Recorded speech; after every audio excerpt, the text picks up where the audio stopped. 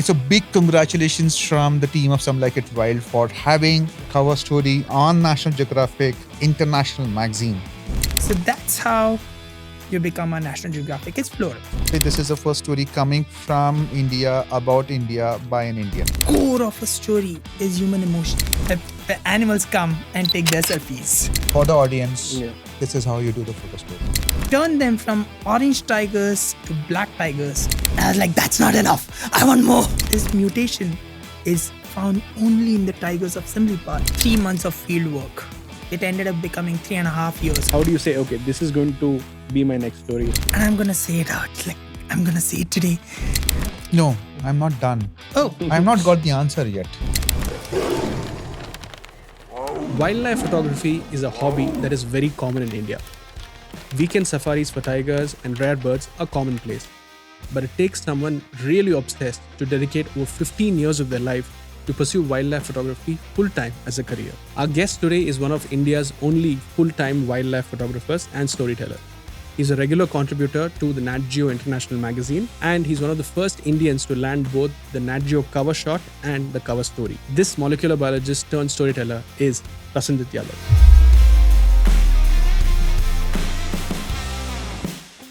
Hey, over 90% of you watching aren't subscribed yet. Subscribe to Some Like It Wild because we have a whole bunch of wild guests lined up for you. And don't forget to hit the bell icon for regular updates. Thank you, Prasenjit, for accepting the request to come on our podcast. And I'm really, really excited and very happy to have you here. It's a big congratulations from the team of Some Like It Wild for having this cover story on National Geographic International Magazine. I feel really proud that my friend has done this. For me, it's the friend who has done this. It is big. So I have one question before we talk about the National Geographic Explorer and all those things. Is that, are you the first Indian whose story has gone on the cover of National Geographic International Magazine? No. Back in late 80s, I think early 90s, a legend from India who all of us knowingly, unknowingly have learned from, Raghu Rai. He used to work with some American agency who commissioned him to do a story about something in Western Ghats, and one of that picture was on the cover. I think that was the first cover story which was done, photographed by Indian. It was still written by the Western writers.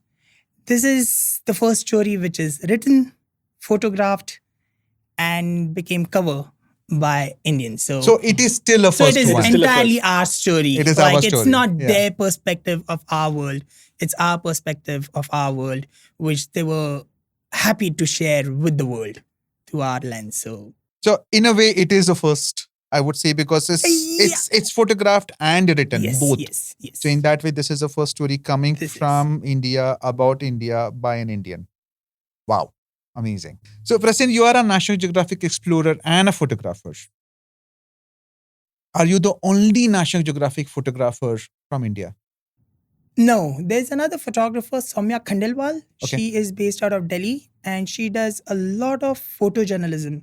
Okay. And she works extensively with New York Times, Times Magazine, but she has also done stories for National Geographic. I think it's fair to say I'm the only natural history science person from this part of the world who this does. Part of the world, Yes. which means India and Asia. I think so. You think so? Okay. For the audience, I think they would like to know when you talk about National Geographic Explorer or a photographer, what does it mean? What is it actually? That's a good question. So there are two different things and same person can be both. But let's start with National Geographic photographer. So globally, National Geographic is known for its photography for last 37 years. And out of that, there have been different instances where there are like oddly 150 photographers around the world who are at a point contributing to the magazine. And that keeps changing. But not more than that. Out of that, around 15 or 20, that's also a big number, are who specializes in natural history, wildlife, and science. So that's what we are looking at. And being an explorer is a larger part of the National Geographic Society's initiative where they want to enable people from around the world to do something that aligns with protecting the wild world, telling good stories, and part of that is becoming National Geographic Explorer. So, in a nutshell, National Geographic photographer is a photographer who contributes for their international magazine regularly, and National Geographic Explorer is the person who works with society on different projects, and those projects completely vary from. There are dancers who are Nat Geo Explorers. There are scientists who are Nat Geo Explorers. There are filmmakers. There are photographers. So you can be anyone. You can be a chef, but somehow figuring out a way to Tell a have story. sustainable restaurants. Hmm. And you can be a National Geographic Explorer. So, Explorer is not limited to the natural history. It is much wider, much broad.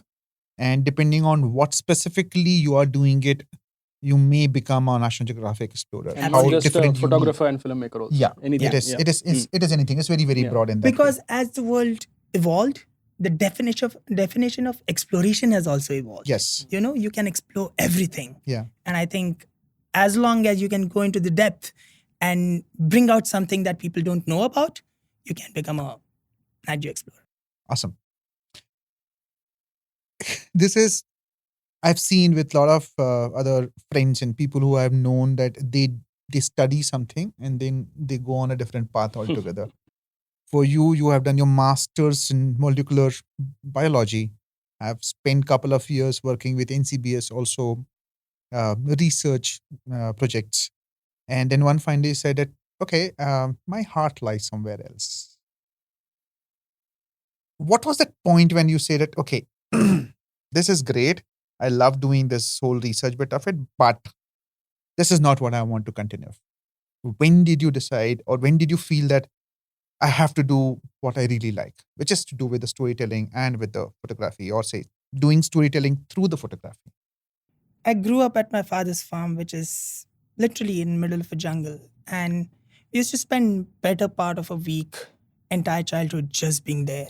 It's quiet, it's in the forest, and we would sleep outside. And most of my nights were just looking at stars and then going to sleep. When I moved to Bangalore, I was oddly and truly in love with molecular ecology, learning about wildlife, but from molecular biology perspective. And I think that was fascinating. I think it's still one of the coolest things that we can do. And I kept doing that, but living in Bangalore and initial few years were amazing because I was doing a lot of field work, so I could go out and be back. But at some point, I was grounded to a lab where I was just doing pure molecular ecology work and writing and reading and all of that. I think that's when I realized that I have to keep traveling. And it's a very funny scene. I was sitting in front of my lab in a small garden herbarium looking out, and some of my friends could actually see that I was low. And it wasn't one moment, it was many weeks, months in Yeah. making. And one of them came and genuinely asked, "What's wrong with you, Prasenjit? Like, you look low." And all I could say is, "I don't see stars here." I think that was the point. I was like, okay, there's something off and I need to fix that. And that made me start thinking, what is it that is off? I love the process of science. I love science. But I enjoy telling the stories of science much more than doing academics. So that was the point. I was like, let me figure out, let me take a step back, figure out how I can tell science stories and not get into the academics, but still stay in science. So yeah, I think one thing led to another and here we are. Which was your first story? My proper first publication was probably with this magazine called as Savers, and they had something called as Nature Trailblazers. Yeah, I remember. And no, actually, that was my second story. Oh, okay. That was my second story. My first story was about Sikkim, and it was with National Center for Biological Sciences, ATRI, and Sikkim DBT, Government of Sikkim. And they were doing this 5-year-long project about training scientists within Sikkim for ecology and capacity building. So the science and ecological science in Sikkim is done by the local people. And multiple research institutes were involved into it. And there were like 4 years of work that was done and one of my professors was like, you like taking photos, and you also like to tell stories using science, and here's a big project. Do you think you can help us figure out a way to tell this to laymen and tell this to other people? And I was like, let me figure it out. And they were like, we have some budget for it. And I was like, okay, I'm getting paid to go and do what I want to do. This seems like I figured out. this seems like my jam now. I think this is what I need to keep doing, is getting paid to do what I want to do. And honestly, that's all I do even today.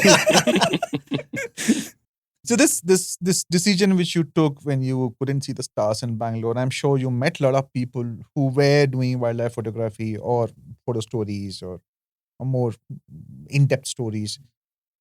Who were these people who somewhere had an impact on your decision? Because obviously you would have spoken to a lot of people. Some would have inspired you. Some would have said, no, this is something you shouldn't even think of doing it. Who are these people? So I don't even remember the people who said, no, you can't do it, because I think I was 20 something, and that no never Filtered got it out. registered. Yeah. But other than that, I think most of the people were like, figure it out. I don't think anyone actually said no or actually was like, oh, you can't do this. Discouraging. I mean, even if they were, I don't remember that. But people, I think they were just concerned that this is some delusional kid who's quitting his active research career to go out and take photos. And there were many people. In fact, I recently met Sudhir somewhere in central India, and we were talking, and I showed him a photo. I was like, this is one of the millions of photos you have taken. But as a 16 or 18-year-old student in Nagpur city, this is a photo I saw, and I was like, wow, that's mind-blowing. And before that, I think I know there was a picture on the cover of Sanctuary magazine of a leopard coming out from a forest or something. And there are these pictures which are just too strongly ingrained in my mind. And each of that picture slowly pulled me, and I never knew when I was hooked. So Sudhir was one person. At some point, I happened to meet Kalyan, and I'm guessing everyone knows Kalyan. And he has been a dear friend, and I think I learned a lot what to do from him. I've also learned a lot what not to do from him, and I'll always be grateful about that. At some point, I saw Dhritiman and his work, and I was like, wow, that just madness. And I was like, I need to take the best out of these All of 7, them. 8 people that I know. Sorry, I've just named 3, but Yeah. there are many more. And I was like, I want to just take the best of all of them, be the most selfish person, and just take it and run with it. And I think that's what I'm doing. So when did you actually decided to give a break to the research work? Which year was that? I think it was 2013. 13, 14. 13, 14, and it was never a hard break because I was still writing some papers and helping with some previous data. So it's all overlapped. So I think 13, 14 is when I was in lab while also figuring out how to take photos and borrowing gears from friends and figure out how to tell stories. At the same time, I was getting plugged into the international circuit of I had consumed everything here. And I was like, that's not enough. I want more.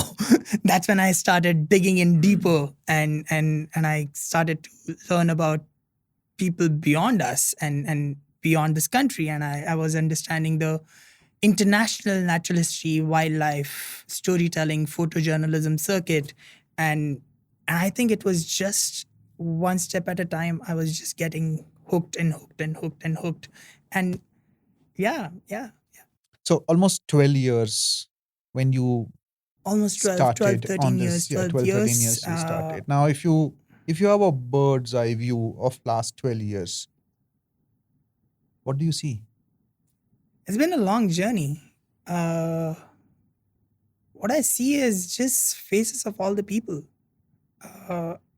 Strangely, I don't see my photos.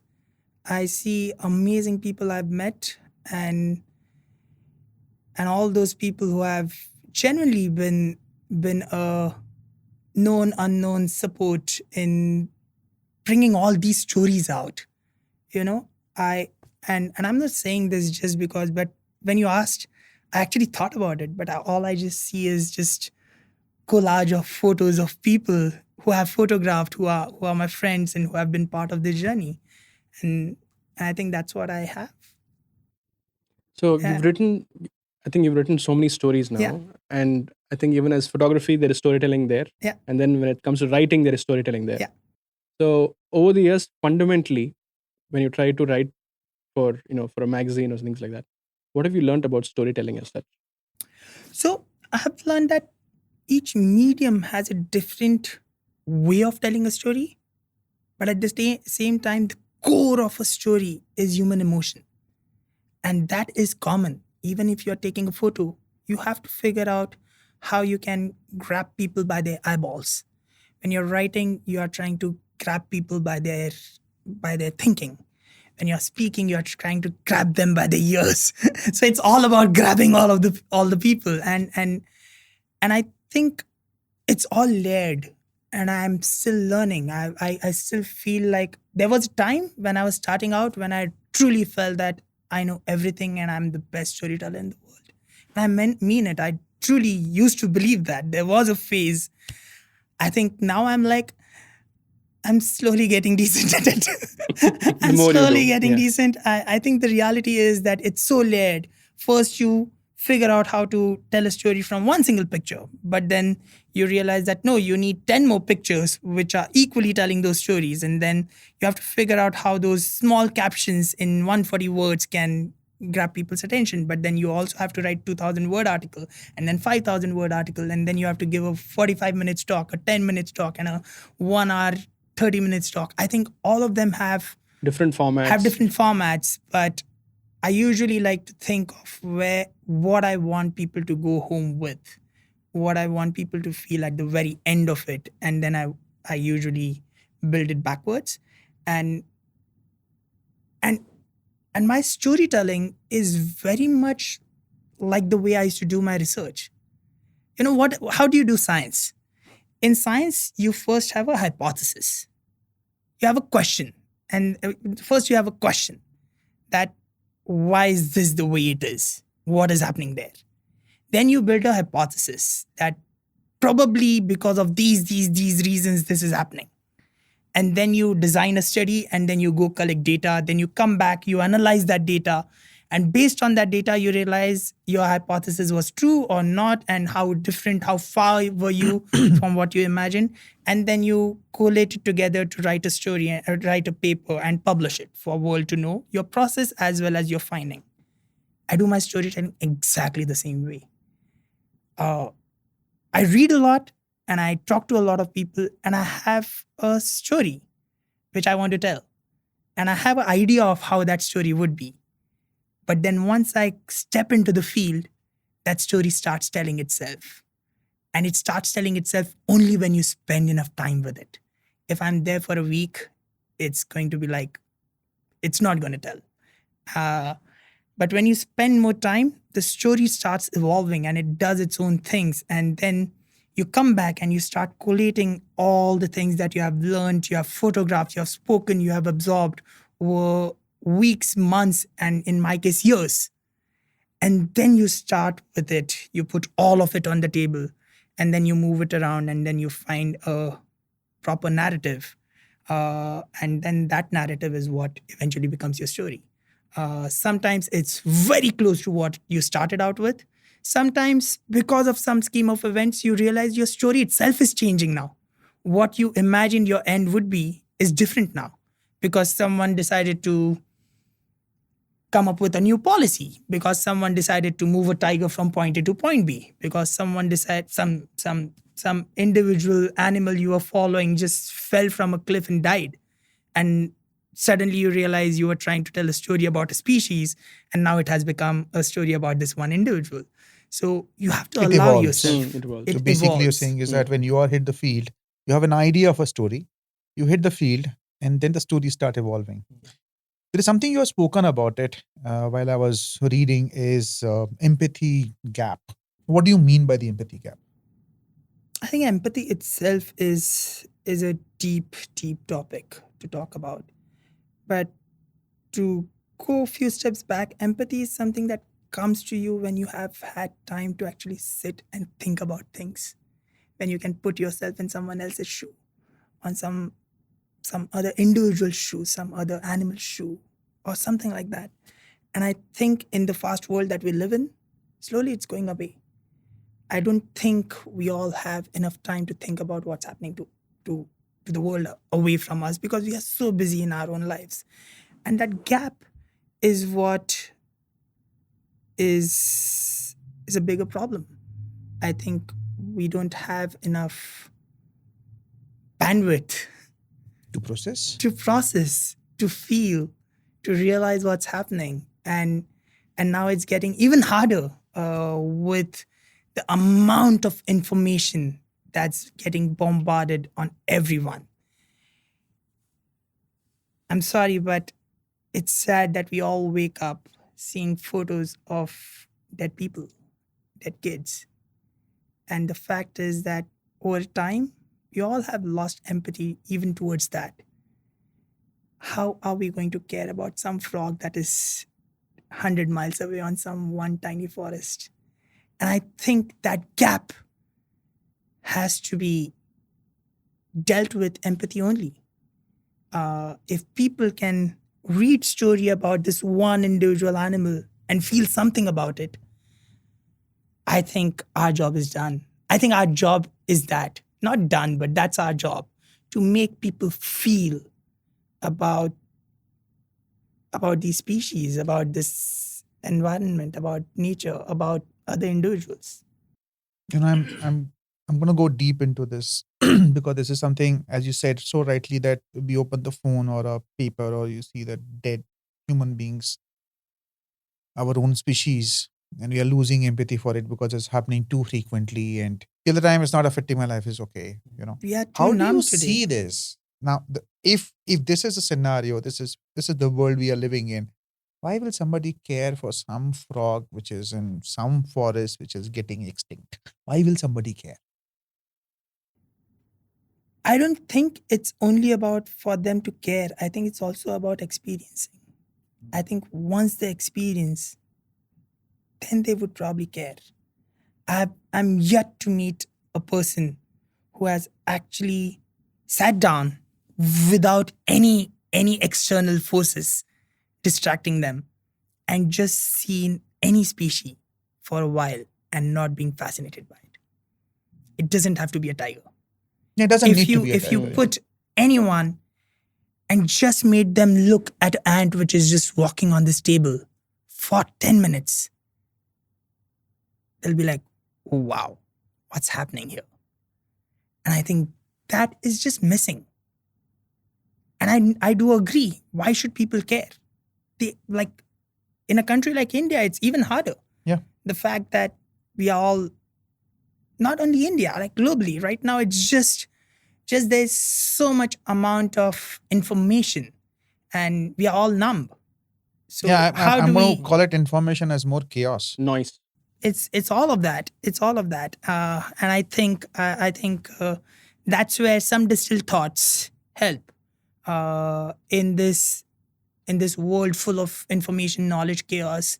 Some distilled stories, which doesn't have to be all positive, but something that can make someone wait and be like, I want to read this through. Something that can make someone keep their phone away. Something that can make people just be like, you know what, I want to see this in real life. Or I want to meet the person who I've seen this in real life. I think that's still something, no? It I is. don't have an answer to how to solve any of this. I think I'm too small for any of that. But No, the point I is- feel like I want to spend my life doing that. Yeah, so which you are obviously doing it. The point here is that, as you just so rightly, that one image, when just somebody takes a pause and sees that image, or that line which has been written with that image, or the headline, or a caption, whatever it is, if the person is taking a pause, you are getting the attention. If you're getting the attention, person wants to know more. And I think what is missing, and we have spoken about this earlier individually or even with other folks, is that with the younger generation, if we can bring this empathy at that stage, at that age, then the things can be very different. Because as you spoke about your childhood, staying in a farm, seeing the stars, being in the wild, may not be seeing the wild animal, but that has left an imprint on you. A lot of people, their childhood actually has played a huge role in what they are today. So that's the reason. The point which I'm trying to drive here is that how do we do that? How do we inspire those kids to be in the wild? How do we make those parents understand the importance of that kid going and spending that 1 week or 2 weeks in the forest every year? Yeah, and I think a part of it is by just telling our own stories. Our own stories, I think yeah. our own stories, that this is what did something to me, and I don't think we can convince people. We can just tell our stories, and they will convince themselves. Yeah, we are not there to convince. It is all about telling the stories and inspiring them so that they can they have They see have the to have value their in own this. experiences. They see the value in this. Yes. That they like. I see my nephew, and he's walking around, and I can see while he's running, he's always looking that he doesn't want to step on a ant in our yard, and I think that's that, That is that it. is it. That's That is that's it, pretty actually. amazing. He's like, Yeah. I'm gonna try and not do that, and yeah. Yeah, the role is all about that feeling. That's so important. And I think that is the core and the basic and everything about empathy is that thing that is moving is as alive as I am. Yeah, that is something so Full stop. important. So, Prasen, 2014, you became the National Geographic Young Explorer. Yes. And from 14 to now, you have done good number of stories. I don't have a number as such because there are very good number Yeah, of stories what you have done. And your stories are not something which you do it in a week, 10 days, month, 2 months. It goes over a period of couple of years. Every story. The first story which you did, which was evolution of species in the Shola Islands in Western Ghats, or to any other story. Okay. How do you keep yourself motivated that, okay, for one story, I'm going to spend 2 years or 4 years or 5 years? How do you keep yourself motivated? Oh, the whole point is that many of these stories could go on for 10 years as well because motivation is being out there in the field. I think it's my editors and my collaborators who are like, okay, it has to come out, Prasen. Need to finish it. My problem is the other way around. The whole motivation is see, in my mind, even now, most of the stories that I do, I have to tell myself or convince myself that is this what I decided to quit academics for? Is this what I chose that, okay, I'm not going to go on the path of pure science academics? And it was a great path. I'm still in awe of it. And that's why I more hang around scientists than anyone else. I have to convince myself that is this story and is these 4 years or 2 years or 1 year worth that? And that's the reason why I do very few stories and I do them for long term. And each of the story in my mind is one of my master's dissertation or my master's project that I want to go as deep as I can. And of course, I'm disappointed with the final product all the time, the final story that comes out, because it's a juice of those 4 years in 20 pages or 10 pages or 1 hour. But at the same time, I get to experience it and I get to talk about it rest of my life with all the people around. So it's not, it's still great. So, Prasen, we have so much wildlife Yeah. in India. We have so many problems. So, amongst all these stories, how do you say, okay, this is going to be my next story? You have to make this decision and say, okay, I'm going to stick with this for a couple of years. So, how do you determine which story is worth telling? That's a good question. I think I'm just selfish. I just pick a story that I know is is something that I just can't not do. And over the years, I have just dozens and dozens of stories, and I want to do all of them. But then there are some stories that are just every day, every week. Somehow they keep coming back and scratching you. And I have tried to do stories which were commissioned and were like short and quick and all of that. And I realize I can't put my heart into it entirely. I think the way to do is that I know that this is something I want to immerse my next few years into. So it's a larger commitment where it becomes part of your life. It is not a story which you do outside of your life. It is as much as my life. So unless I know that I have to do this, I don't do it. And most of these stories have been like that. I've been fascinated about snow leopards and some of the key researchers who are doing the groundbreaking research and amazing science about snow leopards for decades. I've known them for a long time. But then there was one point we were like, let's do this. I wrote the draft of this tiger story of Central India, which I want to do, I think back in 2013. I still have it somewhere.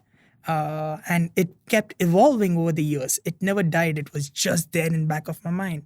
And then something happens. Then you are somewhere talking to some editors. You are somewhere talking to some forest officials. And when you realize that, okay, this is a good time. If I pitch this now, it's going to work. Then it happens.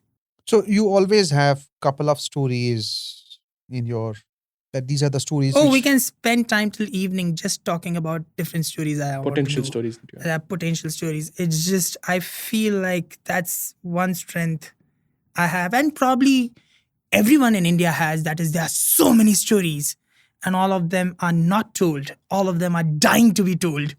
And the biggest, or probably the only burden I feel is I can't tell all of them.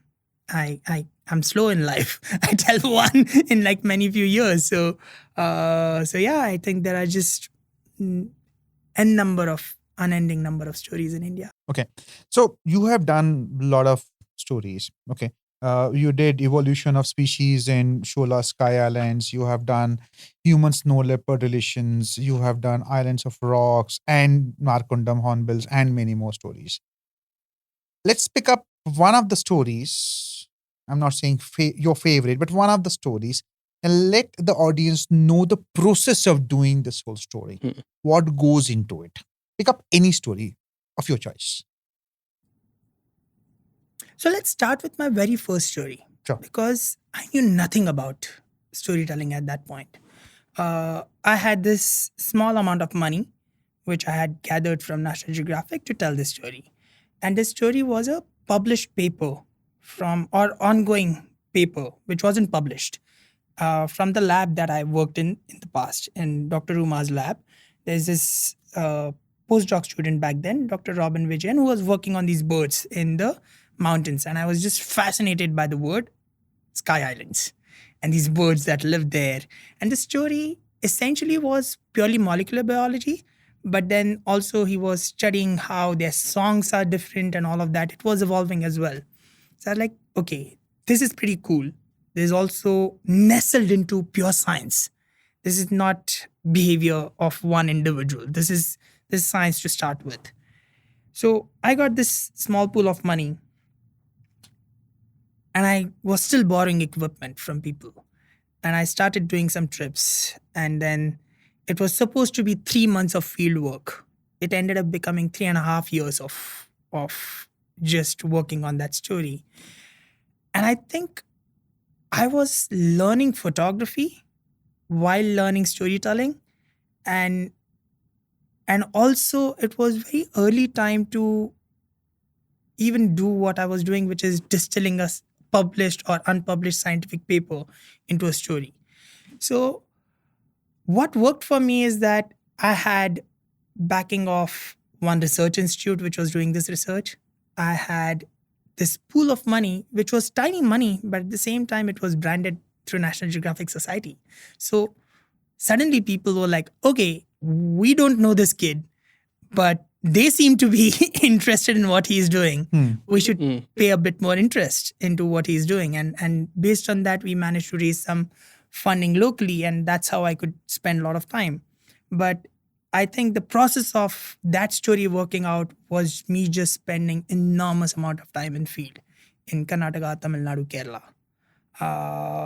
If we move on to the next story, which is snow No, leopards. I'm not done. Oh, I've not got the answer yet. okay. Okay. So what I'm looking for is you got an idea, you read a paper that this is something you have read has a potential for it to become a story. You visit a place and start exploring. Now the story has a structure. Now 3.5 years or 3 years, whatever the period of time, is a lot of period of time. Almost talking about more than 1,000 odd days being invested in doing one story. How it started, what happened, and what was the outcome. Oh, that's different in each of them. Yeah, Each so that's the story is reason I very said different. it will be different. Yeah. Yeah. But I'm just saying that because this is like a structure. Okay. Let me tell you how the snow leopard story Yes. came into being. Yes. Uh, So this also was done. The snow leopard also has been done for the National Geographic Society. Am I right? So Society you would and have magazine. reached out to them. Yeah. First with a draft idea. I'll tell you. That's what I want to know. I think 2010 or 11, I walked into Uma's lab and everyone kept talking about this one scientist who everyone was fascinated about. Dr. Kulbhushan Singh Suryavanshi. He was like a legend. He still is. And one fine day he walked in and I was like, okay, this is Kulu. And we became friends at that very moment. Very dear friends. And I knew that he works on mountains, he works on snow leopards, he works on mountain goats, and he's a badass climber. He's just badass field person who happens to be a great scientist. So we became very good friends and we never thought of working together. For like 6, 7, 8 years, we were just good friends and I knew everything he was doing about his science. He knew everything I was doing about my research. In fact, I got to know about National Geographic Young Explorers program because of him. Oh, okay. Because he Interesting. got a Nat Geo Young Explorer grant for his research back in 2010. Hmm. And I was like, okay, that sounds pretty amazing. But I was told that it's only for research. It's not for exploration. It's not for storytelling. So I got that grant and we went on. And at some point, National Geographic launched this grant program, which was to create collaborations between different explorers to tell a story. And me and Kulu, we were like, this seems like it. So me and one more of our friend Muni, we applied for this grant who all were explorers. They both scientists and me as a photographer to tell a story about mountain goats across Central Asia and India. And we got that grant and we spent good amount of time in Kyrgyzstan on horses for weeks without seeing anyone, in Tian Shan's beautiful mountains in Mongolia. And then I went to National Geographic for one of the national yearly events, one of the yearly events of National Geographic. And I showed some of those photos to my editor. And she saw and she's like, you are in the land of snow leopards. I'm like, yes. She's like, I want you to go and photograph snow leopards. That's how the idea of working on snow leopards came into being. I didn't go out there wanting to do snow leopards because I was like, snow leopard is done. It's too hard and I don't even know how to do it. I wasn't deep into camera trapping by that time either. And she's like, I want you to do it. And I was like, okay, they are ready to tell snow leopard story again, which usually happens once in 10, 12 years. One big cat, they don't want to repeat it every few years. And then that bug got me. I came back, I worked with photo engineers in National Geographic and developed camera traps here, got some gear from them, got some gear from here. And I went on to photograph snow leopards. I had my permits in place, so I spent 2.5 months, and I got few pictures. And I was like, these are the best pictures of snow leopards in the world ever taken. I was clear about that. After 2.5 months, I came back and I wrote a long email to that editor with these 4 photos, which I thought are the best. No one has done anything close to this. And I got a response. And the response was, good start. Full stop. And I realized, oh, wait a minute. This is a much longer commitment and journey than I ever imagined. And this is an editor who has seen all the wildlife photos ever been taken. So I knew that I have to create something that no one has seen or imagined to get her attention. And that's how, and at some point, editors asked, how many trips are you going to make? And I was like, I don't think few trips are going to cut this. So I'm just moving up there. So I moved up into the field station of NCF and then in Kibber and then in Tajigang. And I spent better part of 2.5 years. I spent close to 16 months over a span of 2.5 years just living there. And I think that's where the story started coming together, which is spending time with those communities whose life is not revolving around snow leopard, but snow leopard is integral part of their life. And I realized that's the story. The story is no longer about this one mythical crazy species that live in the mountains and is extremely elusive.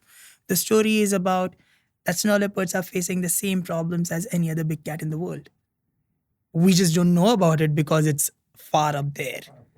And that's how that story started. And I had, I think, 2 or 3 camera traps, and I kept moving them in different places. And one photo would take 1 month, 1.5 months. And that photo would be bad just because its tail is cut out or there's some snow on the lens. So that's why it was a long process to do it. But while I was photographing, I was also learning how to work with editors. And all I could do is every few months send few photos to my editor. And I would sometimes get a reply which is on the lines of good start. Or sometimes I would get much longer responses where we need to improvise this photo even further because that's going to help us lead into the next photo, which is the larger story. I think it was just that process. And then at some point, the writer, Peter Gwynn, he was visiting India. So he joined and he came and he saw the snow leopard. And then with him, we developed the story even further. But the process was just making that story part of my life and making my life part of that story. And I know it sounds very dramatic, but it's lived experience, right? It's not something that I read somewhere and I'm talking about. Till a point I'm part of it, I can't tell it. Is this answering your question? Now we have a writer. Yeah. We have you and we have editor. There are 3 individuals. The larger idea for the story was to talk about just like any other predator. Even snow leopard is having similar kind of issues or whatever concerns are there. And that is what you wanted to portray it. And was the story driven by the photographs or was it driven by the writing? No, initially and for the better half, it was driven by the photographs. And writing came much later. So how it works generally is that the photographer is on the field. Yeah. But the photographer is engaging with photo editor. Yeah. Which is independent of the writer. Yeah. Who's engaging with the text editor. Yeah. And the editors are talking to each other. Yeah. Or they are talking to their top editor. But there have been many stories where the photo narrative is very different from the text narrative. They are in a way 2 different stories which are told together under the larger umbrella of that subject, but both of them are telling different narratives. I have always tried to merge them. I have always tried to use the text to flow the story and use the photos to should complement. To complement. At the same time, the photos are telling more than those words, right? When you write a 2,500 word article, you are essentially telling a 10,000 word story because there's lots that is not written, but you expect your readers to be figuring it process out, and figure to it out, process yeah. it. And that's true with photos as well. So that's the ideal process. That's how the snow leopard story happened. But the writer spent decent amount of time with me in the field. So that's where me and So the the writer writer we got to experienced in reality. in reality part of it, Yeah. and spent enough time with me to have these long conversations going on so that he and we were on the same page, and he could process my 2-3 years of experience and use that as well while Which was he's documented processing and his own shared story. also with the writer. So you With the writer. documented it. Yeah. So for the audience, Yeah. this is how you do the photo story. And this is the reason why I asked this question to Prasen. The whole idea of asking this question was that somewhere we can tell people this is how you do the photo story. So when you're in the field, you start thinking about the photo story, not about a single image, not only about that one single image, but look at it how you can have that 10 images, 15 images, 5 images, whatever, which is helping you and giving you a larger picture. That's true. So That's true. that is the reason why I wanted to go a bit deep into it. Yeah, I can now that I know what exactly you were looking for. Yeah. I can give some more. I would thought. love to know. And that's one version of how you tell a story. Yeah. Then there are multiple versions, which is the current story that has been entirely written, photographed, and told by me. But then there is also a version where many stories, when I'm starting them, I don't know how big a print or a web space it's gonna get. But I know that at some point I'm going to stand in front of an audience and tell that story. And tell the story. Yeah. So the first, most convenient and straightforward at the same time foolproof way of starting to build a story is how I'm going to tell it. How I'm going to use these photos. How I'm going to show a photo and not describe what's happening there. How I'm going to use that to talk about something else. And how that is complementing this and this is complementing that. I think that's a good way to imagine a photo story where you're out there and you have audience and you are trying to tell them about your experience of learning about this subject and grab their attention. I think that is always there for me because all my photo stories are also talks. Yeah. They're independent 3 minute, 6 minute, 20 minute, 45 minute, 1 hour talks. So yeah. Okay. So let's talk about this story because this has just got published. And the crux, and obviously I would want you to talk in detail about it.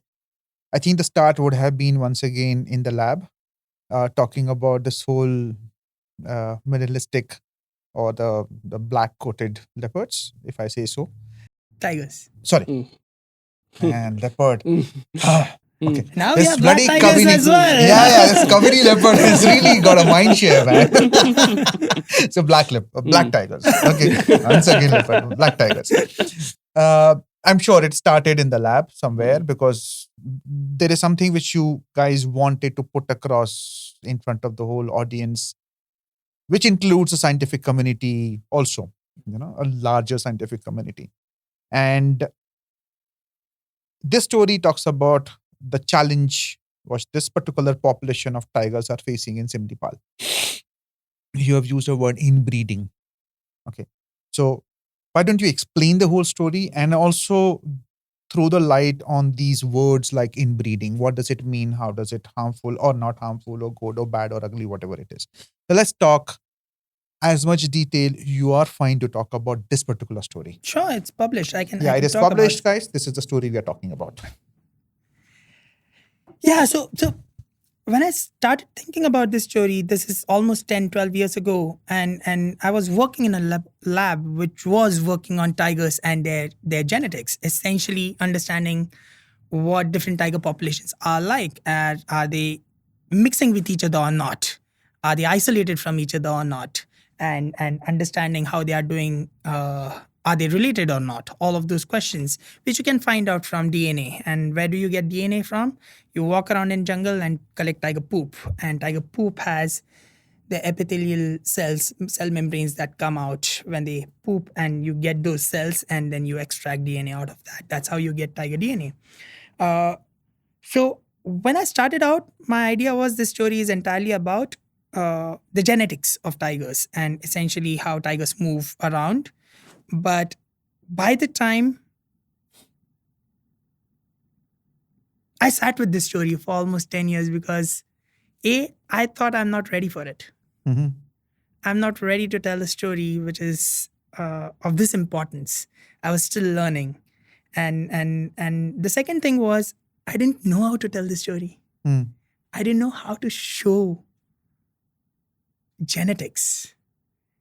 Because I knew about these black tigers. We all knew, right? Especially the tight, close, small circle who keeps reading, who gets every new thing that is documented, heard of, every rumor that someone has heard of. So we all knew that these exist. And there have been 1 or 2 dead bodies which are found. But we didn't know if this is a regular occurrence. There was no science that was done. And then around 2018-19, the scientists started working with Odisha Forest Department, and they both figured out why these tigers are black. And they found Why that they are black? they are black because they have this one genetic mutation, which is essentially a glitch in their DNA or a spelling mistake in their DNA, which turned them from orange tigers with black stripes to black tigers with streaks of orange. Yeah. So they are like inverted if you think about it. Mm. And they found out that this is a genetic mutation. But what was more important and interesting was they also found out that this mutation is found only in the tigers of Simlipal and no other tigers in the wild in India. That means that these tigers haven't mated with tigers outside anywhere, Mm. which means that they are mating among each other for a long time, which is what is inbreeding. Inbreeding is when closely related individuals mate with each other and keep mating. That means that the same set of DNA is propagated further. There's no diversity coming in. And that, in long term, is not healthy. Not healthy in terms of what?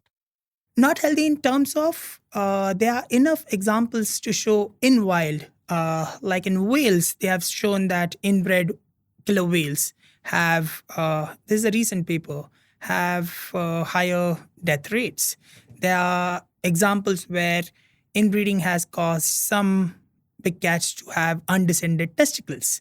There are examples which have shown that inbreeding in domestic cats have resulted into kidney failures, retinal failures. So all of these are ill effects. Now, let me take a moment to explain this further. In these tigers, scientists and the forest department found that they are inbred. But that doesn't mean that this population is doomed or there's something immediately ending. Now there is inbreeding. And then there's something called as inbreeding depression, which means that the ill effects of inbreeding have kicked in. Oh, okay. Now, inbreeding itself is not harmful till the ill effects kick in. Now, the thing is that we don't know when they'll kick in. When that is going to happen. Right? That needs even further detailed study, which is ongoing. Yeah. But at this point, the scientists and the Odisha Forest Department have understood and agreed that yes, these tigers are inbred, and problem could be after 10 generations, after 20 generations, maybe after 100 generations. But they were smart, bold, and thoughtful enough that we don't want to wait for it. For that to happen. We don't want to wait for one fine day finding out that, oh, we should have done this long ago. Hmm. So they found this paper was published in like 2021. And since then, what I have known is that the forest So department... 2018, the research work started off. I In think 2021, they had the a paper first was paper published. published. And in those 2-3 years, the forest department was figuring out how to do this. And then in 2025, they got approvals because these are not something that, okay, we'll just bring tigers from somewhere else. Yeah. How do you solve this inbreeding problem is by bringing diverse set of DNA. Yeah. Right? in an ideal world, a tiger from somewhere else should just be able to walk in, or a tiger Yeah, but from this place Simlipal is should be more able like to walk. yeah, but this is more like a island. This place has been isolated for multiple reasons, and you can't build corridors, or you can't have tigers walk immediately, and that's why the paper also addressed and in conclusions said that the immediate way to address this is by bringing in diverse set of DNA from somewhere else. And that's what the forest department did. They collaborated with Maharashtra Forest Department. So this was an effort between Odisha and Maharashtra Forest Department, where they both were like, we want tigers, and Maharashtra Forest Department was like, we have tigers. So We have enough. it was a match made in heaven. So in October and November of last year, 2 female tigers were captured from Tadoba Andhari Tiger Reserve. And Tadoba is known to have extremely diverse set of DNA. So Is because there it's some connected research which with has happened? so many tiger because of that reserves reason. around, so Okay. tigers are moving. Moving around. So they are not isolated. They are moving across. Yeah. So those tigers were brought in to Simlipal, and those 2 females were released. And yeah, I think it's One a of them very has mated. brave experiment. Mhm. And also very brave, what do you call, intervention, which is also backed by science. So I think this story is essentially about when hardcore, thoughtful forest management meets cutting edge science. Nice. And they both work together to first find out what the problem is, accept it, and then work towards addressing it. Awesome. I think it's beautiful. It is really, really beautiful, because most of the time, this is a gap.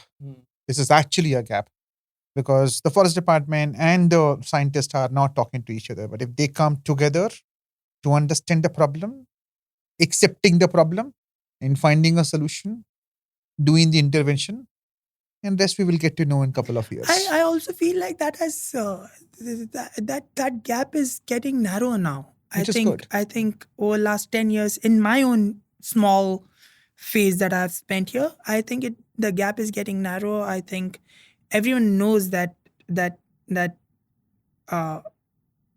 there is a problem, you have to figure out a way to solve it. Hiding it doesn't work. No, For I'm not scientists talking. as well as, I'm not talking about the operators. So hiding part of it. everyone together is working towards solving it, and I think, at least in my career, I've come across some amazing forest officers who themselves understand most of this. Hmm. They might not have the background of science. I mean, some science, but not purely molecular biology or something. But they read and they figure out, and they are like, okay, I make sense of what you're saying. Let's find a way together. But also, going back to your question, the reason I could tell this story is because for the first time in a long time, I was like, I can show genetics by showing this tiger which has black coat. Yeah, So I got my yeah. hook to start the story. That if I have to tell the story of corridors and connection and genetics and inbreeding and all of this, I have to somehow grab people by their eyeballs. And this was it. That this is a tiger which just looks different. Now, why does it look different? Why? And that becomes the story. So I just want to spend some time on the gene mutation. Yeah. So when the black tigers is a visual representation of inbreeding, right?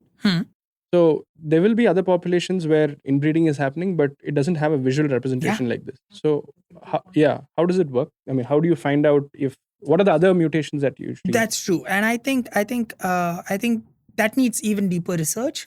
There are populations like that within our country as well. I wouldn't name. I don't know if it is published just yet. So which are inbred as well, but you don't see that. You don't see it. Yeah. This you can see. Now mutations are random. Mutations are happening in all of us all the time. Many of them gets deleted as the individual which has the mutation dies away. It doesn't gets get passed purged. on. It doesn't get passed on. It doesn't get passed on. Many mutations are silent. They don't get expressed. Many mutations get expressed, but does not have deleterious effects as of now.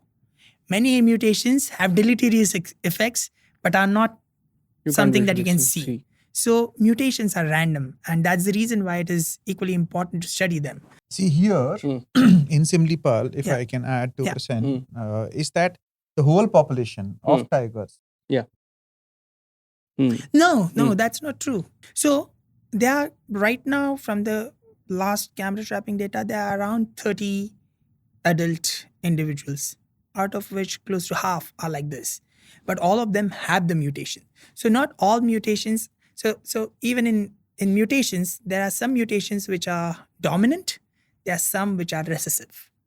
So recessive mutations are not something that passes on in every.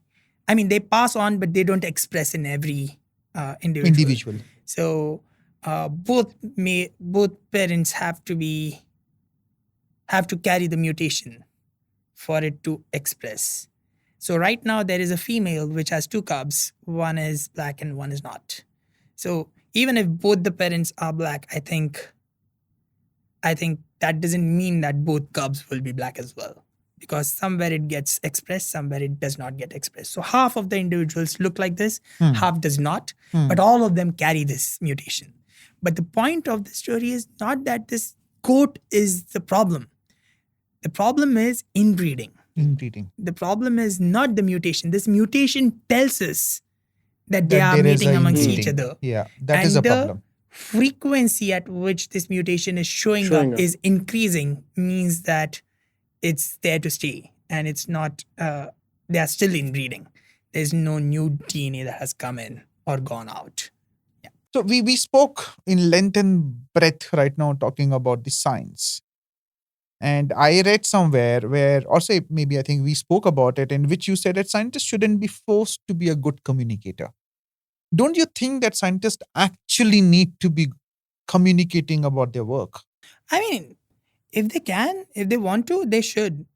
I don't think most of the people understand how hectic and how stressful lives of scientists and many of these forest managers are. I mean, and it's not even very high paying jobs, to be very honest. Let me put that out there. These are not 9-to-5 jobs. These are not jobs that you do as separate part of your life. They are working day and night hard to try and go into the depths of this one topic, try and go into the depth of solving this one problem. They are too much consumed by it, and that's the reason why they can do what they're doing. On top of it, we are also like, but you have to be a good storyteller also. I think we should be a little more easier on people who are working really hard, and there are enough examples of good storytellers who are extremely good scientists as well. There are good managers who are also very good storytellers. But I think what you expect from a scientist is to do good science. What you expect from a good forest officer, a good photographer, is to be a good photographer, a good person who manages their forest. Whatever else is there is extracurricular. And I think that's where collaboration comes into the role. Like, this is a collaborative project. This is as much a story of Odisha Forest Department and Maharashtra Forest Department, as much it is of NCBS and UMA, as much it is of Nat Geo and me. It wouldn't have happened if one of this piece was missing. I just feel that just because scientists are too busy doing their own work, we expect too much from them, and we don't get a response, so we think that they don't want to respond, but they are just busy doing their own thing. But you started an initiative called Shoot for Science. Yeah. You co-founded. What is that initiative? You're talking about Shoot for Science. So are you expecting the scientists to go and shoot, or are you expecting the photographers to go and shoot and work with the scientists? No, that's a very good Tell point. me, yeah. It is for people who are interested in doing that. It's not forced on them. It is not to make scientists into photographers. It's to make them visually literate. If you ask a scientist about a moment to show, they might be able to show that with a 720 by 180p small video where you see some dots moving, Hmm. right? And they will be like, this is proof that is happening, right? That's how they visualize the work, because it's not about if it is looking aesthetic or not. It's about, is it conveying the science and the data and the message or not? Out of them, some people are like, no, we want it to be aesthetic as well. So that was for those people, and there are more and more now who want to do this, and I'm glad they want to do it. But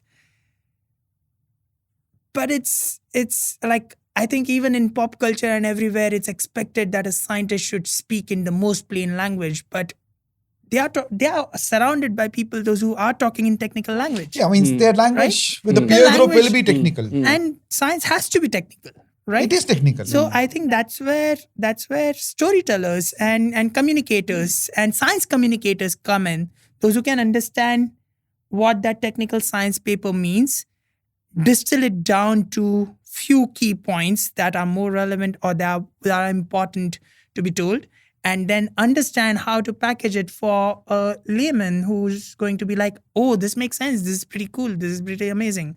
And out of those 10 or 15 or 1 million people who are going to see that story, there could be 5 who are like, I want to pick up the paper and understand it further. If they don't, that's fine. But this is bringing me to one thing which has been bothering me. Such a great story, amazing story. The curious case of tigers who changed their stripes. Now, this has been published in a National Geographic International magazine, which a certain audience has got access to. In a similar manner, if you want to read the story online, unless you subscribe to National Geographic, you won't be able to read the story. Don't you think it is limiting for the people of India specifically to consume the story, which is their story? No, I don't think so. I mean, sure. So here's the thing. I get your point. And the story is in the magazine, but it's not limited to the magazine. It's not limited to the web page. I think a story has its own life beyond it. Okay, so just to take a few steps back, first of all, this is probably going to be 1.6 million copies, which are going worldwide, which has a readership of 10 times more than that, because each magazine is read by multiple people and all. Their web has few million visitors every week. And beyond that, the social media is open, which is also going to cover this entire story, which is open to millions of people everywhere. Now, will the people be able to read the story in the exact format it is? I agree with you that is limiting at this point. But that doesn't mean that this story is just this magazine article. It's going to be beyond this. Right now, you and I, we are talking about this story. Yeah. We are talking about this, and probably a lot of people are going to listen to this. There are many people who are involved in this story who are also talking about this, right? And it's going to go beyond that. And after that, I am also going to go around, especially this story is something, and if you ask my Snow Leopard story, we are still talking about it, So I feel like this is important, but this is not all of it. If you're specifying to read the way it is, yes, I agree. I agree that it's limited and it's beyond paywall and it's beyond your and my kin. It's larger media powers, how it works. It's way beyond my understanding at this point. Yeah, I mean, I just There had this take. Maybe some of these stories should be beyond the paywall. And they do. Should be beyond the paywall. They do. After a point, they do go Okay, I didn't open know that. as well. Okay. Many of these stories do go open. Many of the behind the scenes go open. So right now there are 2 stories about this. One is this story. One is how it was made. How it was made is beyond the paywall. It's not behind the paywall. It's open. So I think they have their own strategies, but this is first step of I'm not done with any of the story that I started even 10 years ago. I think they are still going on. So yeah, I You hope may that have answers. a follow-up story or a... I have follow-up stories. I still go visit. I still talk about it. And not just me. all Rest of the people who are folks who are involved being into it, they keep part of talk the whole about story. it, Yeah. keep talking about it. And I think of most of my stories, I've realized that it's probably just because I look like this or people love me, but they are consumed mostly in India, and then they are also consumed abroad, but they are consumed highly in India. I think that's the Yeah, reason why that I'm is sitting here as yeah, well. yeah, and that is the Yeah. reason why I asked that question, Yeah, because yeah, we are yeah. talking about the Indian audience. Not everybody can afford to buy or have a subscription to the online Yeah. portal. Yeah. And that's the reason why And that in question India, came into most it. of my talks, I love to do many talks. I do it everywhere. I do it pro bono as well. So I think when I read the article, you used in all your other stories as well. In the articles, the written articles, you have so many tools that you use to tell the story. For example, in the Living Root Bridges stories, you use light paintings because of the remoteness of the place. You couldn't carry all your flashes over there to light up the whole Living Root Bridges. For Snow Leopards, very specialized, custom made camera trapping. And then time lapses for another story. So can you just go into a little bit of these techniques that you use in your photography side? Yeah, I think that's a good question. And honestly, like, and I'm gonna say it out, like I'm gonna say it today. I don't think I'm a wildlife photographer. Wildlife photography is one of the many things that I do. I've taken enough time to learn and figure out how to take photos of micro small insects. I've spent enough time to learn techniques of how to photograph people. I think it's much harder. How to photograph people who are happy, how to photograph people who are unhappy, how to photograph people who are angry. You know, and I've spent enough time how to learn to photograph something as still as a plant and still make a picture that really grabs people by their attention. So all of this is extremely integral in the way we tell the story. You know, I don't think we live in a world where we can just have, as a storyteller, you can just be taking wildlife photos and tell a story. Unless you bring in those layers, it's hard. And that's where all these different techniques come into the role. Like, I didn't know how to photograph a living root bridge, and most of the photos I took during daytime. And the root bridge was in the deep valleys where there is very little light, and it's a green bridge in the backdrop of green forest, and it's all mixed. And I was pulling my hair. I was like, sure, I have a better camera, but my photo is not very different from this tourist with his mobile phone. And I was just not able to figure out how to do that. I was like, okay, tourists sleep at night. I can work. I have to figure out how to isolate it from its background. That's where the light painting came in. Snow leopards are damn shy. And you do see them now in some certain pockets in the world, but you see them in like far away. So the way to photograph it was to have them close, and how to have them close is through camera trapping. But camera trapping wasn't done in the extreme winters 8 years ago when I did that story. In the peak of winter when it's like minus 30, minus 35 degrees Celsius. And with wind chill, it becomes even more. So we had to go and work with photo engineers and engineers to develop different wires which don't get brittle and break. Different techniques so that flashes don't get fogged up and they photograph. So that was equally important. And for people, those who don't know what camera trapping is, in the simplest terms, I set up a photo booth where animals come and take their selfies. But I decide how that selfie would look like. In most of the times, that selfie comes out the way I want it to be. It's an infrared trigger, so I know exactly when and how the photo will be taken. So I think all these things are different, and in different story, I think that also goes back to your question of how I pick my story. Yeah. I want to pick stories where I'm learning something new. I'm learning a new technique. I'm learning a new challenge. Like in this case, these animals were just shy. So I never thought I would see one. I had 100% accepted that I'm not going to see one because you don't see them. The only way to get the picture of these tigers is through camera traps. And I spent 120 days trying to do that. I got my proper camera trap photo on 115th day. And that's when I was like, at least I'm not, this is my save my ass picture. I'm not going out of here completely failed. And that's when I started pulling out my cameras and yeah, I think it's the forest which was watching me for 120 days and blessed me with this sighting on the last second day. It just showed up and I could photograph it. So although I'm not not entirely a wildlife photographer, I do that as well.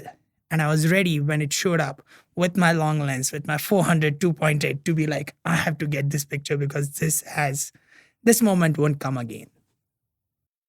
Okay, so now there are a lot of people who aspire to be a National Geographic explorer or a National Geographic photographer. They would like to understand how they can become that. So you have been both. So I think you are the best person to give a guidance or to give the information that how you actually can become an explorer or a photographer. That's a good question. Now, to be a Nat Geo Explorer, in the simplest terms, if you receive a grant, a formal grant from National Geographic Society, which is the non-profit wing of National Geographic, you automatically become a Nat Geo Explorer.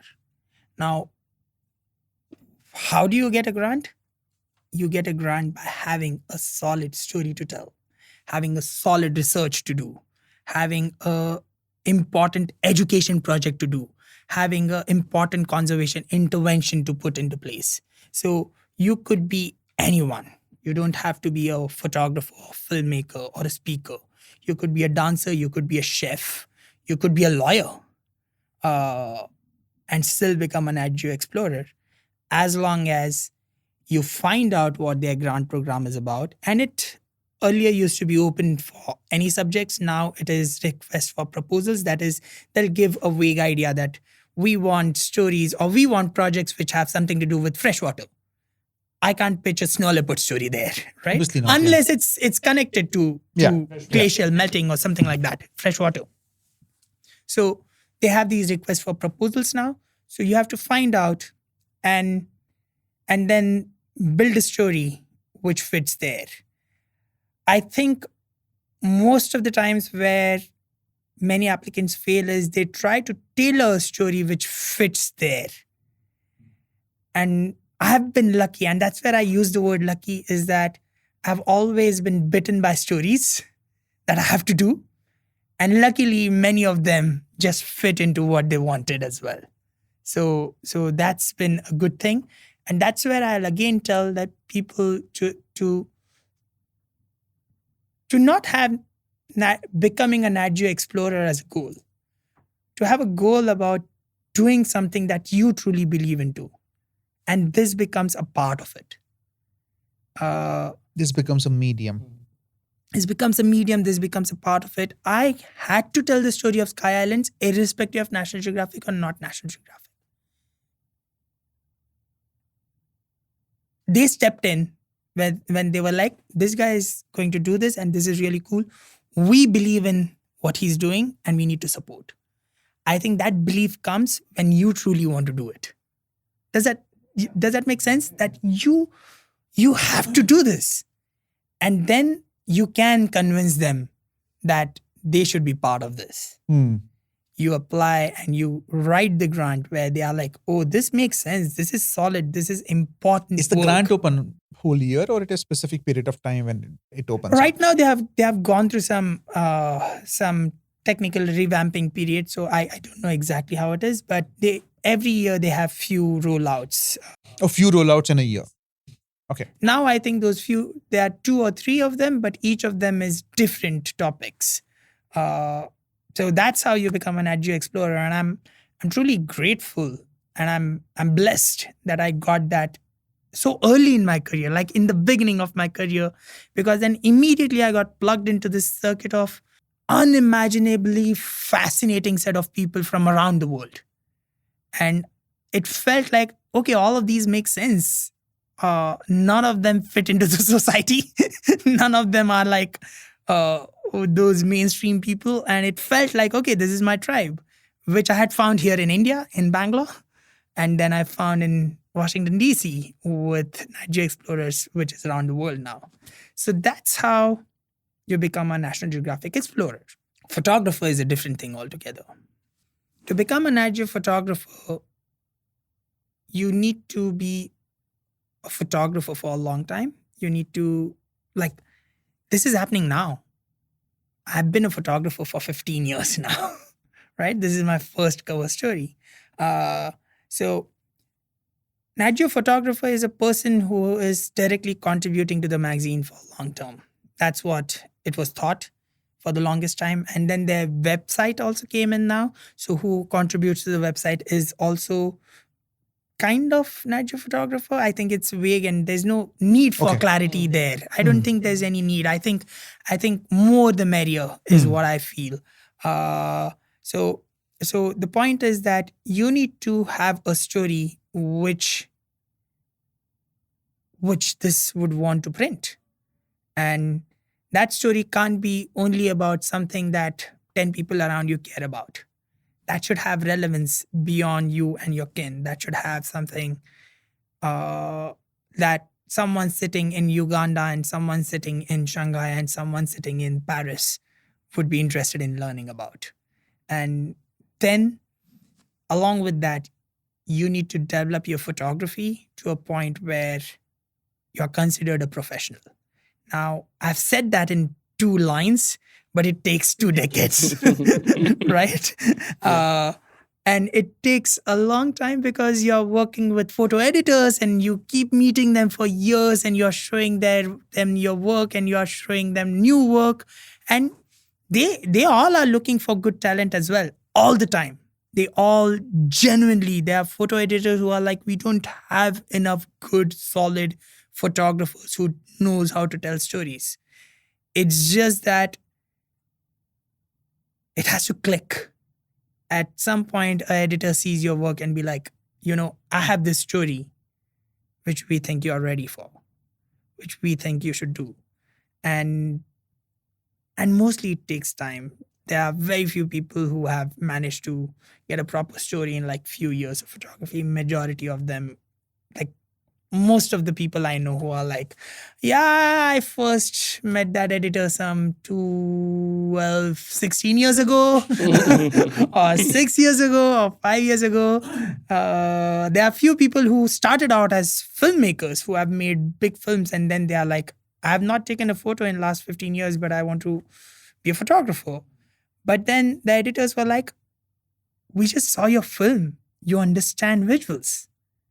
Now we just have you change the medium. So that has been as well. But everyone has a different journey. Every Nat Geo photographer has a completely different story to tell. And 90% of them have never learned photography or storytelling or journalism formally. Awesome. So your work largely, correct me if I'm wrong, is published in international medias. Your work personally. If I look at a scenario some time ago, I have seen the others come into India and doing the story about India. Could be wildlife, even generally also. A lot of stories were actually done by the people who came from outside India to do the stories about India, including the wildlife films also. The whole crew will travel and then come here and be here for a couple of months, years, whatever, and then showcase the India from their eyes. Do you see that being changing now? Or do you think that international media is still very biased? No, I don't think. See, I think there are multiple things. One is, it's easy for me to think that your perspective is biased towards me. Or you thinking that way. But it's your perspective. Okay? As much as I want our people to tell our story, I want them to tell our story as well. Because they are going to see something that I'm not seeing. As much as they are not seeing something that I'm seeing. right? That's the problem, that they tell story from their lens. They see only certain things in India, which are part and parcel of our life. We don't make a big fuss about it. So I think both should happen. I don't think that only I should be telling stories of me. I think they and me both should be telling stories of our country. As the much second as part is not happening that much, which is about Us Indians telling- telling. Indians yeah. selling stories. I think it's slowly changing. It's changing also from the point of view of there are people those who are going there and telling their stories. People from here going there and telling their stories to the world as well. So it's a slow process. And I agree that there was a past where many of these organizations, bigger media houses, bigger magazines, bigger channels have accepted that they used to be like that. They have done stories about how they used to be, in a way, unfair in telling these stories. I think we live in a world where we can leave it behind now and focus more on how to tell that story. I mean, they are ready to collaborate. We are ready to collaborate. And I think we should just keep doing more of that instead of, we all have bad histories. How long can we fuss about it? Figure out a way to do that. And the fact that you have made films about India, which are going globally, right? You and Kalyan and Shripad, all of you have, right? And you have also worked with them in trying to tell stories from India to the world, right? Which is great. If tomorrow you want to go and tell a story from Yellowstone and you're solid and you know what and how and all, I don't think there's anyone sitting there quietly, no, this shouldn't happen.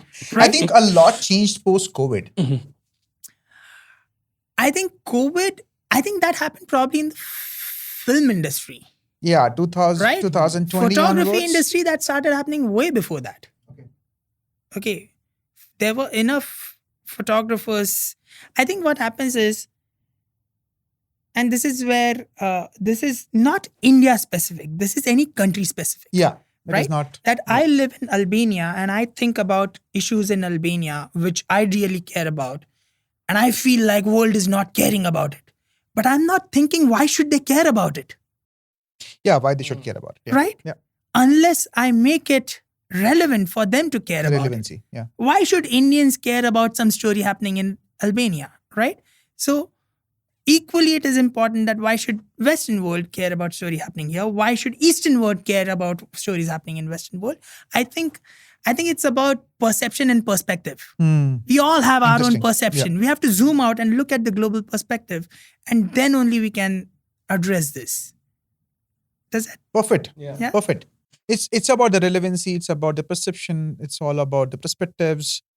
It has to be relevant, and that is something which is very, very cool. And I think that is something which everybody has to keep in mind, that why does it matter for somebody else? It may be very, very important to you, but does it really important for the others? I mean, that is something which is important. Well, anybody I doing the can story. create a story, and I know of all the people in world. I have few dear friends and my family and my mom and my dad. They will listen to it. Yeah, they will Even if obviously listen. they have nothing to do with it. Yes. Because my son Agreed. has done it, my dear friend has done it. Yes, 100%. Right? But if I want someone far away to care about it, it's my responsibility to make a story stronger. We can't expect them to have that same personal connect. Completely agree. But anyhow, I think looking at our format for the podcast, our audience, and this discussion was very much important. And we have covered a lot of important points and topics part of this whole conversation. And I really thank you for being here and investing your time, knowing that you have crazy amount of travel and engagements right now. But this was so important. Thank you, Prasen. And congratulations on the story once again. Thank you so much, guys. Thank you Thank so you. much.